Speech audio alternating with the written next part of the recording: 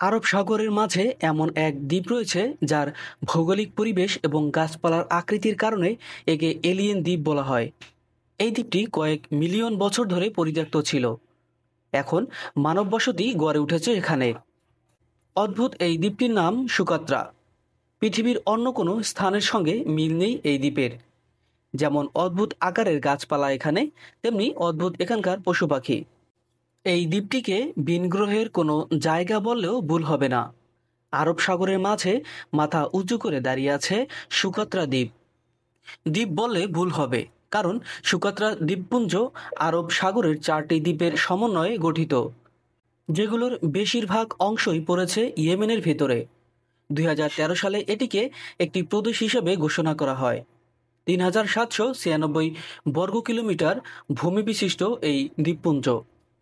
রাজনৈতিকভাবে দ্বীপটি ইয়েমেনের অংশ, কিন্তু সুকাত্রা সহ অন্য দ্বীপগুলো ভৌগোলিকভাবে আফ্রিকা মহাদেশের অংশ, যে কারণে ইয়েমেন দেশটি দুটি মহাদেশের মধ্যে অবস্থিত একটি দেশ হিসেবে গণ্য হয়।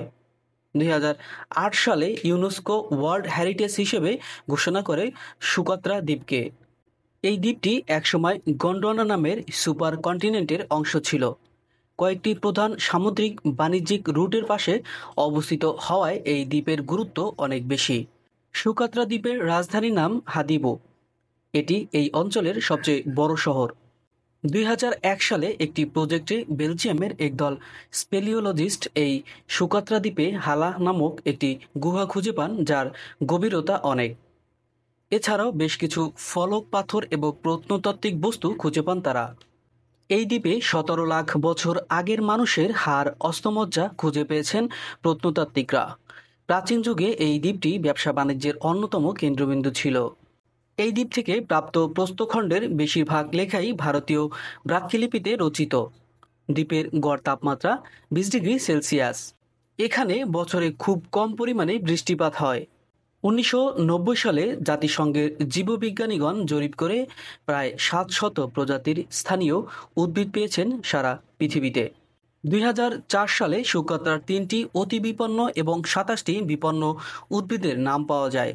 সুকাত্রা দ্বীপে 825 প্রজাতির উদ্ভিদের মধ্যে 360টি প্রজাতি স্থানীয়, অর্থাৎ প্রায় 37% উদ্ভিদ পৃথিবীর অন্য কোথাও দেখতে পাওয়া যায় না। এই দ্বীপের সবচেয়ে অদ্ভুত গাছ ড্রাগন ব্লাড ট্রি। হঠাৎ করে দেখলে ভয় লাগতে পারে। এটি দেখতে বৃহৎ আকৃতির ব্যাঙের ছাতার মতো। দ্বীপের শুকনো মাটিতে জন্মানো এই গাছটি 32 ফুট পর্যন্ত লম্বা হতে পারে। গাছের কাণ্ড উপরের দিকে বৃদ্ধি পেতে পেতে অসংখ্য ডালপালা ভাগ হয়ে যায়। অদ্ভুত গড়নের ছাতাকৃতির এই গাছটি থেকে লাল বর্ণের আঠালো পদার্থ বের হয়। এই গাছের আঠা রং তৈরিতে এবং বার্নিশের কাজে ব্যবহৃত হয়। খুব সম্ভবত ওষুধ হিসেবে এবং প্রসাধনী হিসেবেও এই উদ্ভিদের ব্যবহার ছিল। আরেকটি বিশেষ উদ্ভিদ হল ডেনড্রোসিয়াস। এটি এক প্রকারের শসা গাছ। বিভিন্ন আকৃতির, কাণ্ডটি লম্বা হয়ে চূড়া তৈরি করে, যেখানে হলুদ গোলাপি ফুল ফোটে। উবলিঙ্গ এই গাছের জন্ম এই দ্বীপের বয়সের দ্বিগুণ আগে বলে গবেষকদের ধারণা। এই উদ্ভিদগুলোর অদ্ভুত গড়নই এই দ্বীপকে ভিনগ্রহীদের দ্বীপ হিসেবে আখ্যায়িত করার মূল কারণ। এছাড়াও রয়েছে পোমেগ্রানেট নামক ফুলের উদ্ভিদ। এটি 2.5 থেকে 4 ফুট পর্যন্ত লম্বা হয়ে থাকে। ডিসেম্বর জানুয়ারি মাসে সাধারণত ফুল এবং ফল হয়। এই গাছের কাণ্ড খুব শক্ত এবং ছোটখাটো আসবাবপত্র তৈরিতে ব্যবহৃত হয়। মোট 31টি প্রজাতির প্রাণীর দেখা মিলবে এই দ্বীপে, যার 94% অর্থাৎ 29টি প্রজাতি স্থানীয়, যেগুলোর দেখা অন্য কোথাও মিলবে না।